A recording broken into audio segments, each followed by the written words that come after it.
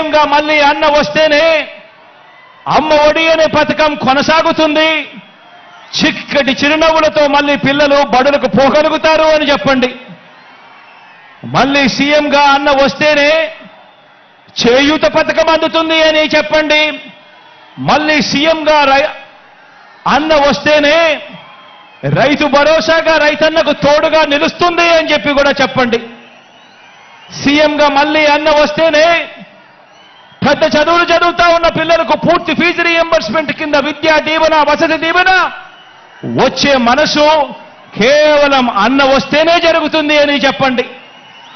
సీఎంగా మళ్ళీ అన్నను గెలిపించుకుంటేనే బటన్ నొక్కితే నేరుగా నా అక్క చెల్లెమ్మల కుటుంబాల ఖాతాల్లోకి ఎలాంటి వివక్ష లేకుండా, ఎలాంటి లంచాలు లేకుండా నేరుగా డబ్బులు పడే పరిస్థితి రావాలి అనంటే మళ్ళీ అన్న ముఖ్యమంత్రి అయితేనే అని చెప్పి ప్రతి ఇంటికి వెళ్ళి చెప్పండి. సీఎంగా మళ్ళీ అన్న వస్తేనే గవర్నమెంట్ బడి బాగుపడుతుందని చెప్పండి. సీఎంగా అన్న వస్తేనే గవర్నమెంట్ హాస్పిటల్ బాగుపడుతుందని చెప్పండి. సీఎంగా మళ్ళీ అన్న వస్తేనే నవరత్నాల్లోని అన్ని పథకాలు కూడా కొనసాగుతాయి అని చెప్పి ప్రతి ఇంటికి వెళ్ళి చెప్పండి, ప్రతి గడప వద్దకు వెళ్ళి చెప్పండి. ఈ పథకాలు అందుకున్న మనందరం కూడా స్టార్ క్యాంపెయినర్లుగా బయటికి రావాలి అని చెప్పండి.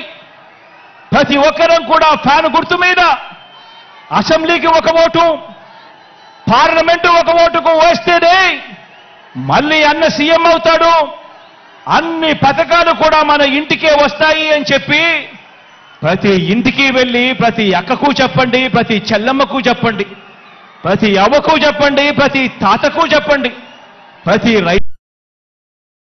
ఆ చెప్పేటప్పుడు అదే చంద్రబాబుకు ఓటు వేయడము అనంటే మీకందే పథకాలన్నింటినీ కూడా రద్దుకు మీరే ఆమోదం తెలిపినట్టే అవుతుంది. పొరపాటున చంద్రబాబు నాయుడు గారికి ఓటేస్తే అని కూడా చెప్పండి. మళ్ళీ జన్మభూమి కమిటీలు వస్తాయి, మళ్ళీ లంచాలు, వివక్షల రాజ్యం మళ్ళీ గ్రామాలలో చెలరేగుతుంది. మళ్ళీ అవ్వలు, తాతలు, రైతన్నలు క్యూలో నిలబడే పరిస్థితి, గవర్నమెంట్ ఆఫీసుల చుట్టూ తిరిగే పరిస్థితి, ఎండనక వాననక ఎవరైనా చనిపోతే కానీ ప్రభుత్వ పథకాలు మళ్ళీ అందని పరిస్థితి మళ్ళీ వస్తుంది అని చెప్పి ప్రతి ఇంటికి వెళ్ళి చెప్పండి. పొరపాటున చంద్రబాబు నాయుడు గారికి ఓటు వేయటము అంటే మీ ఇంటికి వచ్చి పెన్షన్ అందిస్తా ఉన్న వాలంటీర్ వ్యవస్థ రద్దుకు మీరే ఓటు వేసి బలపరిచినట్టే అని చెప్పి ప్రతి ఇంటికి వెళ్ళి చెప్పండి. బాబుకు ఓటు వేయడము అనంటే గవర్నమెంట్ బడిలో ఇంగ్లీష్ మీడియం రద్దుకు మీరే ఓటు వేయడమే అని చెప్పి, ఓటు వేసినట్టే అని చెప్పి ప్రతి ఇంటికి వెళ్ళి చెప్పండి. బాబుకు ఓటు వేయడము అంటే గవర్నమెంట్ బడిని మళ్ళీ కార్పొరేట్లకు అమ్మేయడమే అని చెప్పి ప్రతి ఇంటికి వెళ్ళి చెప్పండి. పొరపాటున బాబుకు ఓటు వేయడమే అంటే మళ్ళీ వైద్యం కోసం అప్పులు కావటమే అని చెప్పండి. పొరపాటున బాబుకు ఓటు వేయటము అంటే రైతన్నలు రైతు భరోసాను వదులుకోవటమే అని, మళ్ళీ మోసపోవటమే అని ప్రతి ఇంటికి వెళ్ళి చెప్పండి. పొరపాటున బాబుకు ఓటు వేయటము అంటే చంద్రముఖిని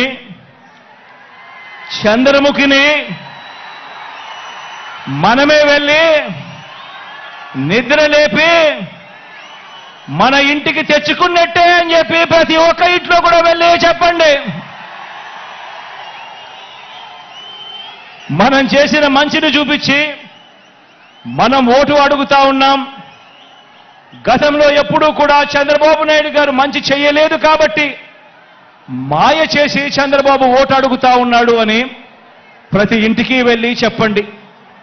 వచ్చే ఎన్నికల్లో జగన్కు, ఫ్యాన్కు మీరు వేసే ఓటు మీ బిడ్డల బంగారు భవిష్యత్తుకు వేసే ఓటు అని చెప్పి ప్రతి ఇంటికి వెళ్ళి చెప్పండి. వచ్చే ఎన్నికల్లో ఫ్యానుకు మీరు వేసే ఓటు మన పేదరికం సంఖ్యలను తెంపుకోవడానికి, మన భవిష్యత్ కోసం మనం వేసుకుంటా ఉన్న ఓటు అని కూడా చెప్పండి. ఫ్యాన్ ఇంట్లోనే ఉండాలి, సైకిల్ ఇంటి బయటే ఉండాలి,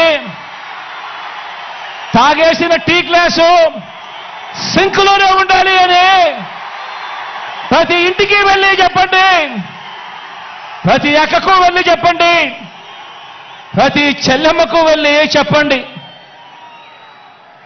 ఇవన్నీ వివరించి మరి ప్రతి ఇంటికి, మరి ప్రతి ఊరికి ఇంత మంచి మనం చేశాము కాబట్టి, ఇంత మంచి చేసిన తర్వాత 2019కి మించిన మెజారిటీ, 2019కి మించిన మెజారిటీ 175కు 175,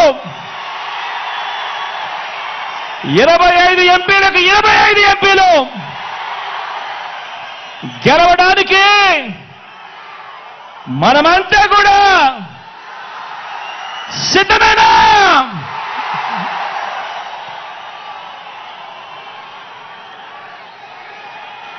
నా ప్రసంగం ముగించే ముందు ఒక్క మాట చెబుతున్నా.